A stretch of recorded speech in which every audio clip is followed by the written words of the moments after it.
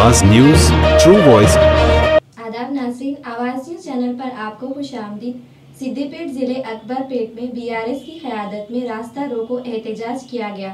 Dubbaka MLA कुत्ता प्रभाकर रेड्डी ने कांग्रेस हुकूमत पर यूरिया फराहमी में नाकामी का इल्ज़ाम लगाया।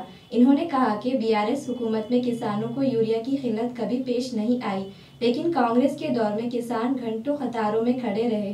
अगर फौरी तौर पर यूरिया फराहम ना किया गया तो निजामत आला और विज़रा के घरों का घेराव किया जाएगा। తక్షణమే ధర్నాకు వచ్చే రైతులను కూడా ఆపుతున్నారు. ఇవాళ ఎక్కడ అడిసేసి అడ్డం పెట్టి సూర్యుడిని ఆపలేరు. ఇవాళ కాంగ్రెస్ వాళ్ళు ఎవరైతే ఖచ్చితంగా ఇవాళ పోలీసు వాళ్ళు కూడా మరి కనికరించట్లేదు. ఇవాళ మేము రైతుల కోసం ఒక న్యాయంగా ధర్మంగా ధర్నా చేస్తున్నాం.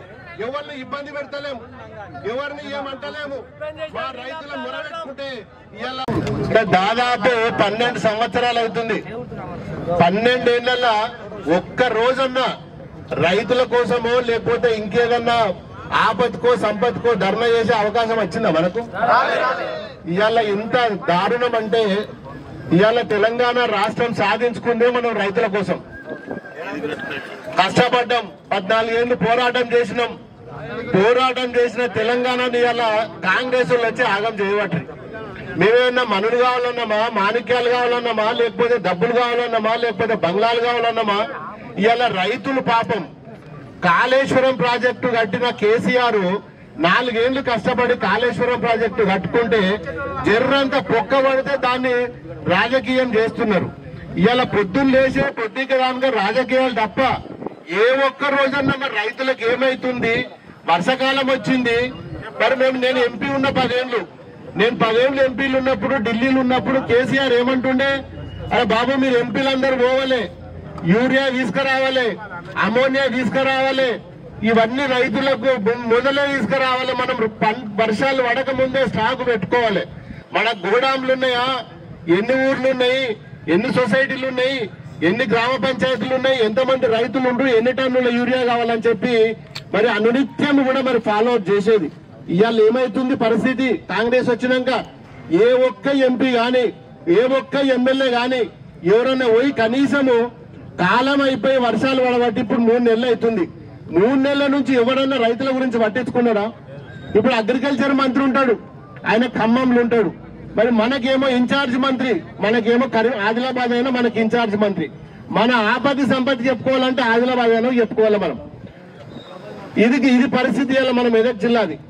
ఇన్ని రోజులు అవుతుంది, ఒక్క రోజన్నా కనీసం రివ్యూ మీటింగ్ పెట్టి ఎంతమంది రైతులు ఉన్నారు, ఎన్ని ఎకరాలు నాటేసిండ్రు, వరి ఎంత వేసిండ్రు, మొక్కజొన్న ఎంత వేసిండ్రు, పత్తి ఎంత వేసిండ్రు, మరి వాళ్ళకి ఎన్ని యూరియా బస్తాలు కావాలని చెప్పి ఏ ఒక్క మంత్రి కూడా ఈ రోజు వరకు మన జిల్లాలకు వచ్చి అడుగుపెట్టిన నాదుడు లేడు. ఇలా నీళ్ల మంత్రి ఉంటాడు ఉత్తమ్ కుమార్ రెడ్డి, ఆయన ఇటంకలు రాడు. వ్యవసాయ మంత్రి ఉంటాడు తుమ్మల గారు, ఆయన ఇసంత రాడు. అంత సీనియర్లు, పెద్ద పెద్ద లీడర్లు, పెద్ద పెద్ద తోపులు, వాళ్ళని ఒక మాట అనొద్దట, వాళ్ళని అసలు ముచ్చటనే మాట్లాడొద్దట. వాళ్ళ కోపం మనం నిజంగా కూడా గతంలో మనకి ఇన్ఛార్జ్ మంత్రి ఉండే హరీష్ అన్న, పొద్దుగాలు లేస్తే ఏ ఊర్లో చూడు, ఏ రోడ్డు మీద చూడు, ఏడ చూడు ఆయనే కనబడుతుండే. ఇవాళ ఒక్క మంత్రి తిరుగుతున్నాడా? తిరుగుతున్నాడు కనబడరా? ఇది పరిస్థితి. ఇవాళ మరి ఎందుకు మీరు మంత్రులు ఎందుకు, మీ ప్రభుత్వం ఎందుకు, మరి మీ ముఖ్యమంత్రి గారు మీకు చెప్తలేడా? వ్యవసాయ మంత్రి గారు మీరు పోయి కనీసం మెదక్లో ఒక మీటింగ్ పెట్టుండ్రి, ఎంతమంది రైతులు ఉన్నారు, ఎన్ని ఎకరాలు నాటేసిండ్రు, మరి వాళ్ళకి ఆపత్తి ఏంది, సంపత్తి ఏంది అని ఆయన అడిగాడు. ఇరిగేషన్ మంత్రి ఉన్నాడు, ఆయన ఏ ఒక్క రోజు కూడా ఈరోజు మెదక్ జిల్లాలో తెలంగాణలో అత్యధికంగా ప్రాజెక్టులు ఉన్నాయి. ఇవాళ అనంతగిరి సాగరు, కొండపోచమ్మ, మల్లన్న సాగరు, రంగనాయక సాగరు, 1000 కిలోమీటర్ల కాలువలు ఉన్నాయి. ఇవాళ మన నిజామాబాద్ జిల్లా వారాలన్నా, నల్గొండ జిల్లాకు నీళ్లు పోవాలన్నా, సిరిసిల్లకు పోవాలన్నా, మెదక్ జిల్లా మొత్తం ఉమ్మడి మెదక్ జిల్లా పోవాలంటే మన ప్రాజెక్టులతో నీళ్లు పోవాలి. ఏ ఒక్క రోజన్నా వచ్చి సిద్దిపేటలో కూర్చొని మరి ఈ ప్రాజెక్టుల మీద ఏం పని అవుతుంది, కాలువలు అయినాయా, పెద్ద కాలువలు అయినాయా, చిన్న కాలువలు అయినాయా, ఏ చెరువు నిండుతున్నది, కనీసం రైతులకు నీళ్లు అందుతున్నాయని చెప్పి కూడా మరి మన ఇరిగేషన్ మంత్రి గారు ఆయన ఒక్క రోజు మీటింగ్ పెట్టాడు. ఇది ఇలా పరిస్థితి. ఇవాళ మనకి ఇంత ఎందుకు మాకేమైనా గర్జా ఇలా రోడ్డు మీద కూర్చొని చౌరస్తాలో కూర్చొని మా రైతులకు ఏం పాపం చేసుకున్నారు ఇవాళ? కనీసం ఇన్ని రోజులు అవుతుంది వర్షాలు పడబట్టే మరి అప్పో సప్పో మీరు ఇస్తామన్నా పెట్టుబడి పైసలు ఇవ్వకపోతుంది, కానీ పెట్టుబడులు కూడా మనం తెచ్చుకుంటుంది. బ్యాంకులలో రుణాలు మాఫ్ చేస్తుంటే అది చేయకపోతుంది. ఈడ ఆడ అప్పులు తెచ్చుకొని జాగలు పూజ పెట్టుకొని బంగారం పూజ పెట్టుకొని ఇంత అప్పులు తెచ్చుకొని అలా నాటేసుకుంటే కనీసం ఒక మందు సంచులన్నీ చెప్పిపోయి.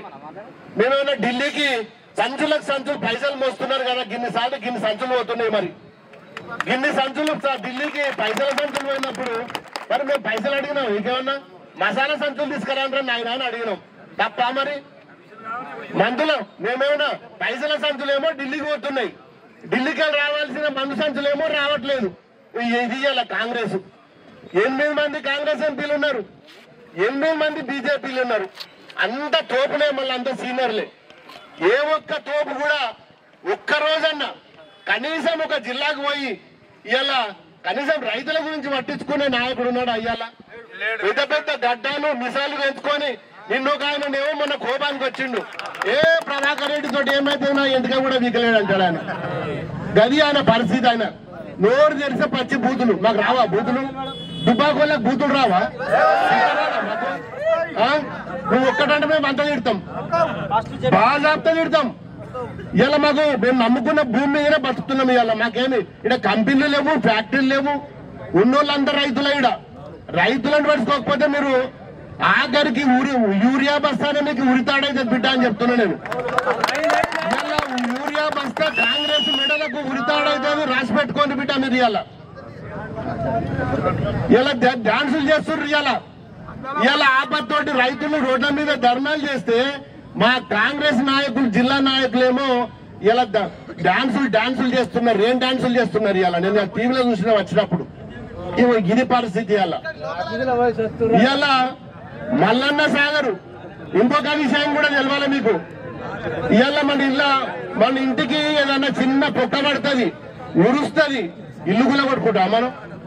రోడ్డు మీద కారు తీసుకొని పోతాం, కారుకు లైట్ అద్దం వలిగిపోతుంది, ఓ బంపర్ వలిగిపోతుంది, ఓ బర్రె కలుగుతుంది, ఓ దుడ్డ కలుగుతుంది, కారు యాక్సిడెంట్ అవుతుంది.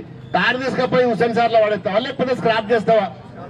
ఇలా మల్లన్న సాగర్ కూడా ఒక పొక్క పడితే మల్లన్న సాగరే కూలిపోయింది.